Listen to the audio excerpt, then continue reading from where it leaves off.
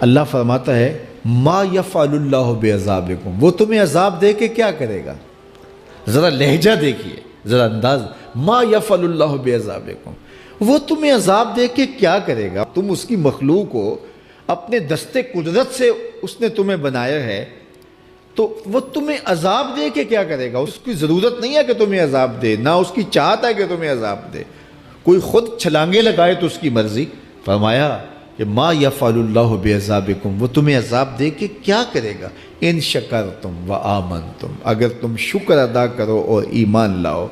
تو وہ تو قدردان ہے جو کوئی اس کا شکر کرتا ہے اور جو اس پر ایمان لاتا ہے۔ تو اللہ اس کے لیے عذاب نہیں رکھا، اس کے لیے رحمتیں رکھی ہوئی ہیں۔ تمہیں دست قدرت سے بنایا ہے اور وہ تمہیں خوش دیکھنا چاہتا ہے، تمہیں خوشحال دیکھنا چاہتا ہے، تمہیں سرشار دیکھنا چاہتا ہے، تمہیں نہال دیکھنا چاہتا ہے، تمہاری زندگی کو خوشگوار دیکھنا چاہتا ہے۔ تم نے اپنے آپ کو خود اپنے اعمال کی وجہ سے مصیبتوں میں ڈالا ہے، تو کہا شکر کرنے کی عادت ڈال لو، دیکھنا پھر اللہ تعالیٰ جل شانہ کی رحمتیں تمہارے اوپر کس طرح اترتی ہیں، اس کی نوازشیں تمہارے اوپر کیسے برستی ہیں۔ توکل اگر ہم سیکھ جائیں تو توکل ایک ایسی دولت ہے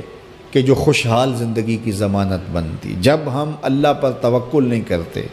اور ہم سمجھتے ہیں یہ سب کچھ ہماری محنت کا نتیجہ ہی ہوگا، اور نتیجہ جب نہیں آتا تو پھر ہم بے چین مضطرب ہو جاتے ہیں،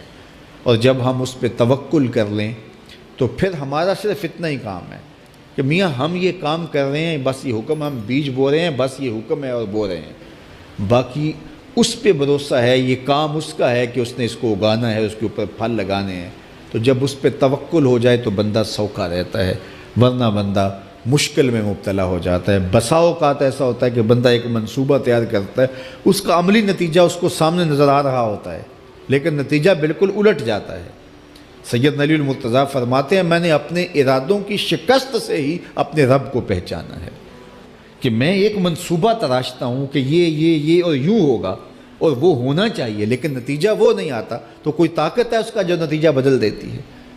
تو بندہ اس طاقت پہ یقین کرتے، اس پہ توکل کر کے جو ہے وہ اس پہ بھروسہ کر لے تو زندگی سوکھی ہو جاتی ہے۔ مغرب میں جو اللہ پر یقین نہیں رکھتے وہ خودکشی کر لیتے ہیں کہ یہ کیوں ہو گیا، ایسا نہیں ہونا چاہیے تھا، لیکن ہم خودکشی اس لیے نہیں کرتے، ہم کہتے ہیں میرا رب جس طرح چاہے اس طرح ہی ہوتا ہے، جو اس نے طے کیا ہوا ہے وہ کر کے رہتا ہے، اس لیے تم اس پہ توکل کر لو اور اس پہ بھروسہ کرو۔ حضور علیہ الصلوۃ والسلام نے فرمایا لو انکم توکلون علی اللہ حق توکلہ، اللہ پر توکل کرنے کا جو حق ہے اگر تم وہ ادا کر دے تو فرمایا اللہ تمہیں ایسے رزق عطا کرے جیسے پرندوں کو عطا کرتا ہے۔ ہمارا تو کاروبار ہے، یہ فیکٹری ہے، یہ دکان ہے، یہ ہماری نوکری ہے، ہم نے یہاں سے کمائی کرنی ہے۔ پرندوں کا کوئی کاروبار نہیں ہوتا، کوئی نوکری نہیں ہوتی، کوئی ٹھیا، کوئی اڈا نہیں ہوتا جہاں جا کے انہوں نے رزق کے لیے کوئی آغاز کرنا ہوتا ہے، بلکہ حضور نے فرمایا تغدو خماسا و تروح بطانا،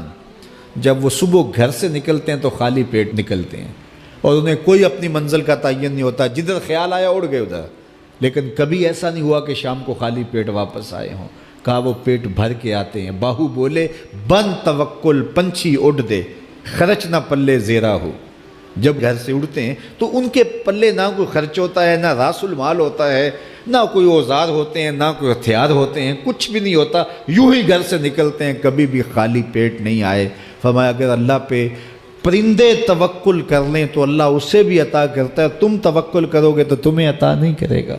تو تمہاری زندگی سوکھی ہوگی۔ گھر سے نکلو کام کے لیے، فیکٹری کے لیے، مزدوری کے لیے، لیکن ٹینشن نہیں لینی کہ کیسے ملے گا، کیسے ہوگا، درود پڑھتے جاؤ اور مصطفیٰ کریم پہ سلام پڑھتے جاؤ، وہ تمہارے لیے رزق کے دروازے کھول دے گا۔ اللہ کے محبوب علیہ السلام نے ارشاد فرمایا 4 چیزیں اگر کسی کو مل جائیں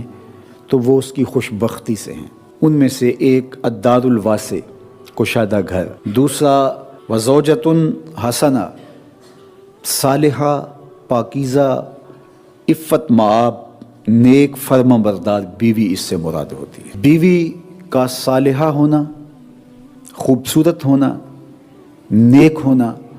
فرما بردار اور مطیع ہونا، خاوند کے اوپر تحکم کا مزاج نہ رکھنے والی ہونا، خاوند کے مال میں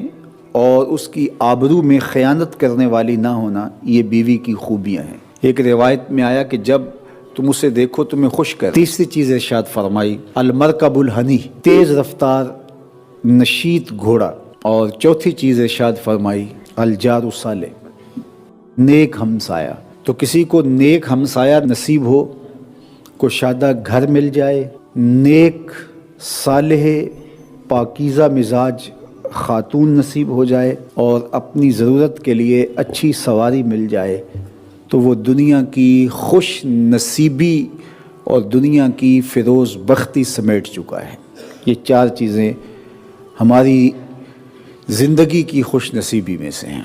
اگر کسی کے پاس یہ چار چیزیں ہیں